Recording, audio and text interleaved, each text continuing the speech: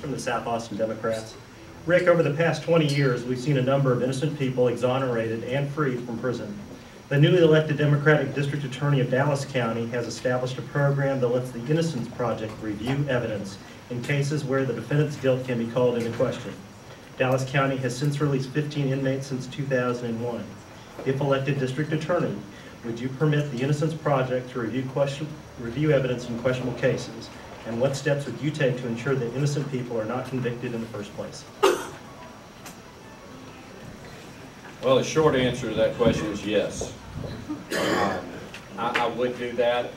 I would take the same approach that I took in the last 21 years that I've acted as a prosecutor, and that is I would make sure that everyone in the office understood that the primary job, the primary duty of a prosecutor is to see that justice is done. It's not simply to obtain convictions. That was the approach that I took when I began working for Henry Wade 21 years ago. And a lot of the prosecutors that I initially came into contact with were rather surprised at the way that I went about my business. Because the culture at that time was to go after defendants vigorously and not to pay that much attention to questions that might arise during the prosecution of the case. That never sat well with me, and I've never conducted my business that way.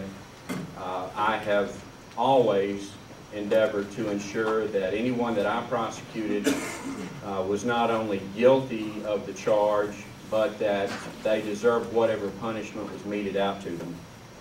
As far as these exonerations in Dallas County, I want to point out that none of those bear my fingerprints. As far as I know, I have never been involved in the prosecution of a person who was actually innocent of the offense, and if I did, it's something that would concern me immensely, and I would do everything I could to rectify the error at the point in time that I was made aware of.